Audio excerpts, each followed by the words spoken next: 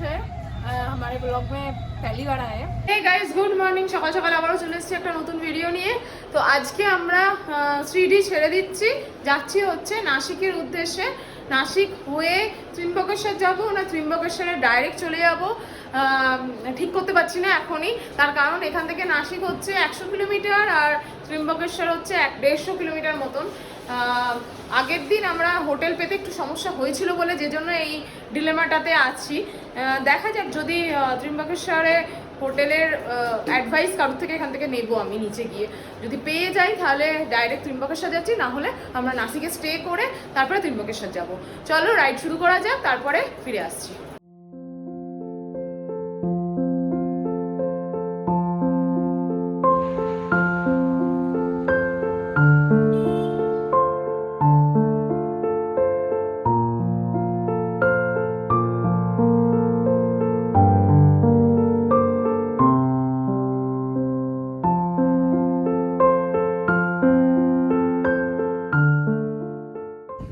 রাস্তার পাশে এই একটা ধাবাতে আমরা দাঁড়িয়েছি, হোটেল পাবন সুদ শাকাহারি, এটাও ভেজ রেস্টুরেন্ট। তো এখানে আজকে আমরা লাঞ্চটা সারবো। যাই ভেতরে যাই। আজকে অ্যাকচুয়ালি বেরোতেও প্রচুর লেট হয়েছে, বৃষ্টির ওয়েদার, প্রচুর হাওয়া দিচ্ছে আজকে। আবার আমরা হাওয়া পাচ্ছি, যদিও আজকে খুব বেশি জার্নি নয়, 130-140 কিলোমিটারের জার্নি। তো যাই হোক, আগে এখানে একটুখানি খাওয়া দাওয়া করে নিই, কারণ আজকে সকাল থেকে ব্রেকফাস্ট করা হয়নি, ব্রেকফাস্টের টাইমই পাইনি। তো লাঞ্চটা করে নিই, দেন তারপরে আবার এগিয়ে যাবো। এই চল খাবো, এখানে রাইস পাওয়া যাবে। মাছের পেন হচ্ছে ঠ্যাঙে, তা তো হবেই। বাঁদিকের পাটা ডিমেটা একদম হেভি টাইট হয়ে গেছে আর প্রচণ্ড ব্যথা করছে। আজ একটু ওষুধ খেতে হবে, দেখছি। চল ওখান পর্যন্ত আমরা পৌঁছাই। ওষুধ আছে আমার কাছে, ব্রেকফাস্টটা করে নিয়ে খেয়ে নেবো। ব্রেকফাস্ট না, এখন লাঞ্চ করি একেবারে। আজকে ব্রেকফাস্ট করিনি তো, ওই জন্য ব্রেকফাস্ট বেরিয়ে যাচ্ছে। হ্যাঁ, আর সত্যি কথা বলতে এই প্রত্যেকদিন রাস্তার খাবার খেতে খেতে আমাদের আর শরীর একদম ঠিক নেই, পেট ঠিক নেই। এই যে এরও পেট ঠিক নেই, আমার তো নেই, এরও নেই। আজকে অল্প হালকা কিছু খেয়ে নি। হ্যাঁ চ দেখি, আমি কথা বলে এলাম, আগে দেখি তো। কথা বলে এলাম ভেজিটেরিয়ান হচ্ছে। এত গাড়ি চালিয়েছি আজকে আমরা ব্রেকফাস্ট করিনি, প্রচণ্ড খিদে পেয়ে গেছে। এখন আমরা এসেছি একটা রাস্তার ধারেই একটা হোটেলে খাবার খেতে। কি অর্ডার দিলাম যেন আমরা? আমি দিলাম ভেজ ফ্রাইড রাইস আর পনিরের কি এটা দিলাম, পনির দো পেঁয়াজা। তো হ্যাঁ পনির দো পেঁয়াজা। হ্যাঁ, এখানে সব নিরামিষ। তো আজকে আমরা ত্রিম্বকেশ্বর দর্শন করবো, ত্রিম্বকেশ্বরের উদ্দেশ্যেই যাচ্ছি। আশা করি 5টার মধ্যে পৌঁছে যাবো, আশা করি 5টার মধ্যে। তারপরে সন্ধ্যেবেলা দর্শন করব। তো আমরা যেদিন দর্শন করি নর্মালি সেদিন আমরা নিরামিষ খাই, আর এখানে সমস্তটা পিওর ভেজ। আমরা লাস্ট 10-12 দিন ধরে কিন্তু ভেজই খাচ্ছি একদম। খুব জোর খিদে পেয়েছিল, চলে এসছে ফ্রাইড রাইস আর পনির দো পেঁয়াজা। পনির দো পেঁয়াজাটা খুব স্পাইসি দেখেই মনে হচ্ছে। কি যে বললো স্পাইসি নয়, ওরা যা বলে তার উল্টোই দেয়। স্পাইসি মানে ওরা বুঝতে পেরেছিল। যাক ভালো, মোটামুটি খাবার, খুব যে খারাপ তা নয়। খেয়ে নিয়ে খুব জোর খিদে পেয়েছে, জমের মতন খিদে পেয়ে গেছে আমার আজকে।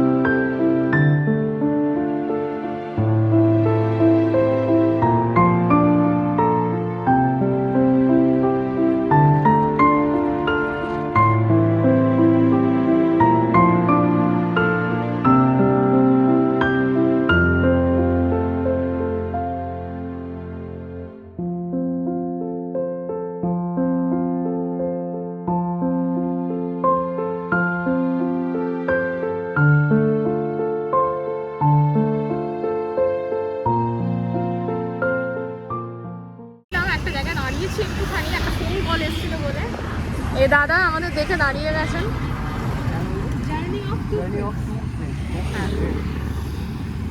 উনি নাসিকে থাকেন।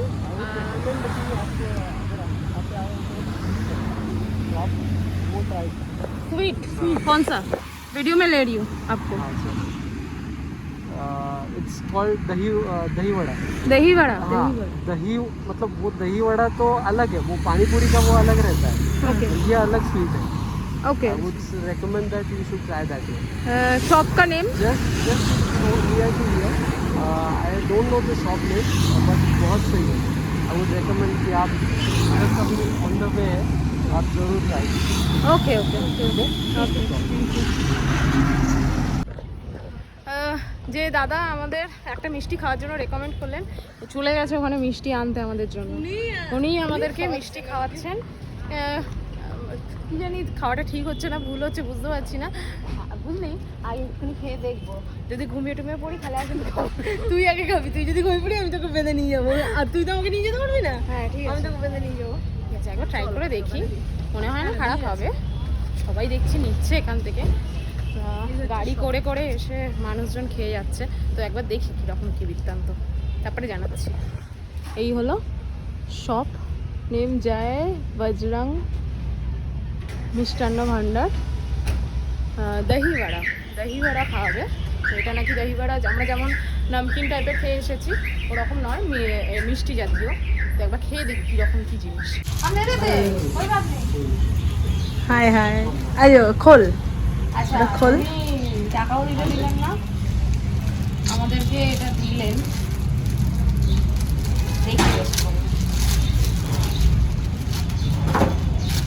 आप भी लीजिए।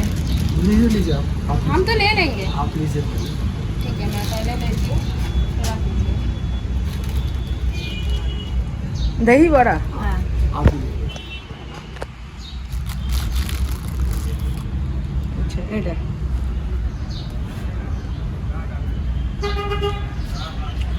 আচ্ছা আমাদের ওখানে গজা, গজাটাই একটুখানি রসালো টাইপের, এটা ঘিয়ে ভাজা। ঘিরে ভাজা, এর টেস্ট আছে। हेलो, अच्छा टेस्ट है, स्वादिष्ट है। ये हमारे उधर भी मिलता है, इसको हम लोग बोलते हैं हमारे लैंग्वेज में गौजा।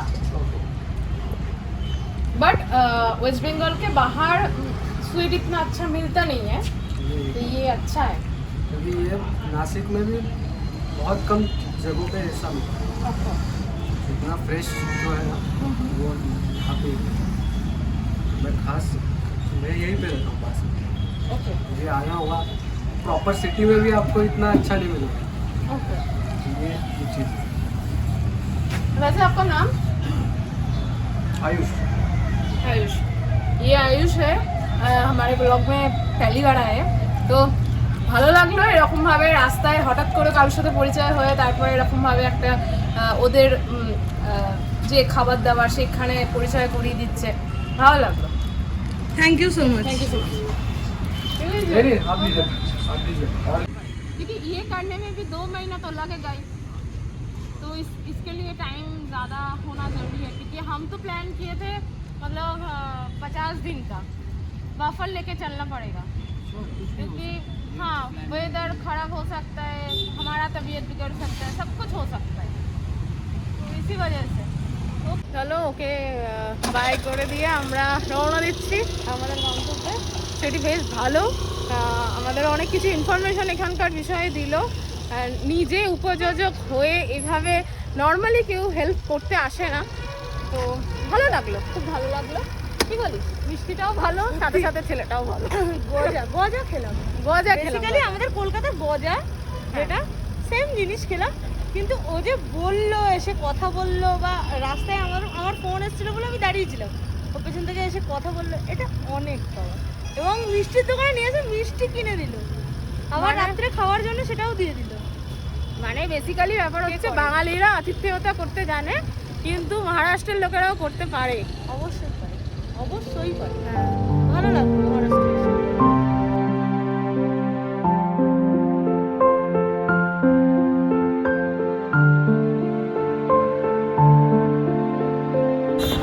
ফাইনালি আমরা পৌঁছে গেছি ড্রিম লোকেশন।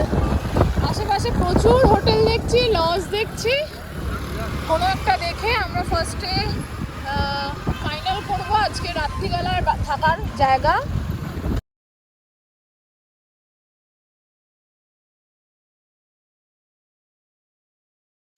বাবা কোথায় যেন নিয়ে এসেছিস, যেখানে রুমের কত দাম বেশি বললি যে এই হোটেলটার রুম প্রাইস হচ্ছে 4,500 টাকা। ওই পাশের সাদাটায় গেছিলাম, ওখানে হচ্ছে 2,500 টাকা। আরে আমরা কোথায় চলে যাচ্ছি, আমাদের গাড়ি এখানে। ওই জন্য বলেছিলাম চল নাসিকে থাকি, নাসিকে থেকে এখানে আসি। এখানে রুম রেট এত বেশি, 2000 নিচে তো কেউ গল্পই বলছে না। আরে 2000 টাকা যদিও হয়, রুমও তো ভালো না। না ওই একদম যাচ্ছে তাই রুম। ওখানে একটা ধর্মশালা না কি আছে, চল ঠিক আছে? দেখা যাক। ধর্মশালাটাই চল। অর্ডিনারি লজ দেখা যাক এটার রুম রেট কত বলে। ও গেছে, আসুক। একটা বিশাল সমস্যা যেটা হয়ে গেছে সেটা হচ্ছে এক তো রাত হয়ে গেছে, দ্বিতীয়ত অনেকগুলো আমি হোটেল দেখলাম এখানে না এই সময়টা প্রচণ্ড ভিড় হয়, সেটা আমাদের একদমই আইডিয়াই ছিল না। মেনলি ব্যাপার হচ্ছে গণপতি উৎসবের পর যে 15টা দিন হয় এই সময় মহারাষ্ট্রের যে রীতি অনুযায়ী যারা সাধ্য শান্তির কাজ করে এই সময়টা শুভ বলে মানা হয়, যে তাই জন্য এই সময়টা এত ভিড় হচ্ছে। আমি গিয়েছিলাম মন্দিরের কাছাকাছি, সাংঘাতিক লেভেলের ভিড়। এখন যদি আমি লাইনে দাঁড়াই, শুধু লাইনেই দাঁড়ানো হবে, মন্দির দর্শন তো হবেই না। প্লাস এখন মানে এখন থেকে লাইনে দাঁড়াচ্ছে কালকে দর্শনের জন্য, আর তাছাড়া কালকে আবার সানডে। সব মিলিয়ে আজকে সাংঘাতিক মাত্রায় ট্যুরিস্ট এখানে চলে এসছে। আর কি বলে ওর নামটা কি, কোনো রুম পাচ্ছি না, রুমের রেট যা তা বলছে। এইখানে আমি রুম দেখলাম 1500 টাকা রুম রেট, সব ঠিক আছে। 12টার চেক আউট, সেটাকে ওরা ইচ্ছা করে এত রাশ আছে বলে 10টা করে দিচ্ছে। এবার আমি বলছি ধরুন 2-3 ঘন্টা যদি আমাদের মন্দির থেকে দর্শন করে আসতে গিয়ে যদি লেট হয়ে যায় 2-3 ঘন্টা, তো আপনারা এক্সট্রা কত চার্জ নেবেন? বলছে পার আওয়ারে 500 টাকা।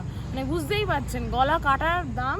প্লাস এইরকম একটা সিচুয়েশান দেখি আরেকটু আগে যাই, জায়গাটাও খুব একটা সেফ বলে আমার মনে হচ্ছে না, অন্ধকার অ্যাকচুয়ালি। একটু আগে যাই, গিয়ে দেখি একটু আলোর মধ্যে হোটেল খুঁজতে হবে। ফাইনালি আমরা একটা রুম পেয়েছি। তো এটা হচ্ছে হোটেলের বাইরেটা। আমরা এখন লাগেজ খুলছি, যাব। রুম রেট ঠিকঠাক পেলাম। সব জায়গায় যা দাম বলছে এই গণেশ পুজোর পর বলে, সব 3,000, 3,500, 2,500, মানে প্রচুর দাম বলছে। কি বলছিস তুই? থেকে বড় কথা মানে এখানে না ঠাকুরের স্থান বলে লোকে যাতা ব্যবহার করছে। ঠাকুরের স্থানেই এটা হয় বেশি। এতদিন পাইনি, কিন্তু ভীমাশঙ্করেও হোটেল ছিল না, তাও সত্ত্বেও কিন্তু ভীমাশঙ্করে এরকম জিনিসটা আমি দেখিনি, যেটা আমি এখানে দেখতে পাচ্ছি।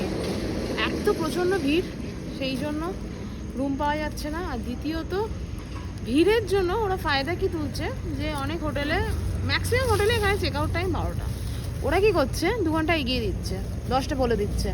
এবার ফলে কি হচ্ছে, এখানে মোটামুটি 3-4 ঘন্টা লাইনে দাঁড়াতে হচ্ছে। মানুষ যদি 6টা-7টার সময় দর্শন করতে যায়, তো অবভিয়াস সেই টাইমটা ওভার হয়ে যাচ্ছে। আর ওরা তারপরে রেট করছে কি, যে পার আওয়ারে ওরা নাকি 500 টাকা চার্জ। এই হলো আমাদের রুম, লাগেজ টাগেজ সব দিয়ে দিয়েছে। অ্যাকচুয়ালি এই রুমটাতে 4 জন শোয়ার জন্য, কিন্তু 2টো ডাবল বেড আছে। বাট আমাদের 2টো ডাবল বেডের প্রয়োজন নেই, আমরা একটাতে শুয়ে যাবো আর একটাতে লাগেজ থাকবে। তো ঠিক আছে, মানে লজগুলো এরকম টাইপেরই হয়, খুবই অর্ডিনারি রুম, ঠিকই আছে এক রাত্রি কাটানোর জন্য। আর আমরা সত্যি কথা বলতে বিলাসবহুল, আমরা যে ট্রাভেলটা করছি 12টা জ্যোতির্লিঙ্গের উদ্দেশ্যে যে বেরিয়েছি, এটার জন্য বিলাসবহুল যাত্রা আমাদের পোষায় না। কালকে এমনিও সকাল সকাল বেরোতে হবে, এখানে অনেক সকালে বেরোতে হবে, কারণ শুনলাম 3টে থেকেই লাইন নাকি শুরু হয়ে যায়। তো যত তাড়াতাড়ি সম্ভব আমরা বেরিয়ে যাব, দর্শন করব। এখানে মোটামুটি চেক আউট 12টা নাগাদ, তো অসুবিধা নেই। যে ভাইয়া দুটো আছে তারাও বেশ মানে কোঅপারেট করছে। হ্যাঁ, তো আমাদের কাছ থেকে যখন শুনলো যে আমরা একসাথে এতগুলো জ্যোতির্লিঙ্গ কভার করছি, আমাদের বলতেও হলো না, ওরা নিজেই কনসেশন করে দিল যা রেট ছিল। তো ওভারঅল ঠিকঠাক। আর মেনু কার্ড দিয়ে গেল, খাবার টাবার অর্ডার করবো, কি আছে না আছে দেখবো, দেন তারপরে ফিরে আসছি। আমাদের চলে এসছে আজকে পাওভাজির ডিনার। তো আমরা 3টে নিয়েছি, 2জনে খাবো। এটা হচ্ছে চিজ পাওভাজি, এটা হচ্ছে বাটার পাওভাজি, আর এটা হচ্ছে কোলাপুরি বাটার পাওভাজি, তাই তো? ওর অনেক দিনের ইচ্ছা শুধু পাও ভাজি খাবো আর পাও ভাজি খাবো। পাও ভাজি আমি ঠিক করে পাচ্ছিলামই না, মহারাষ্ট্রে এসেছি পাও ভাজি প্রপারলি না খেলে আমার হয় নাকি। আর কালকেই আমরা মহারাষ্ট্র থেকে বেরিয়ে যাচ্ছি, সুতরাং আজকেই লাস্ট টাইম ছিল পাও ভাজি খাওয়ার। তো যাই হোক, পাও ভাজি দিয়ে আজকে ডিনারটা শেষ করি। আর কালকে সকাল সকাল যেতে হবে, কারণ প্রচুর ভিড় হচ্ছে শুনেছি। তো আজকের ভিডিওটা আমরা এখানেই শেষ করছি। আজকে আমাদের ভিডিও থেকে যদি কিছু ভালো লেগে থাকে তাহলে লাইক, কমেন্ট এবং শেয়ার করে দিও, আর সাবস্ক্রাইব করতেও ভুলো না। চলো দেখা হচ্ছে কালকে নতুন একটি ভিডিওর সাথে। টাটা।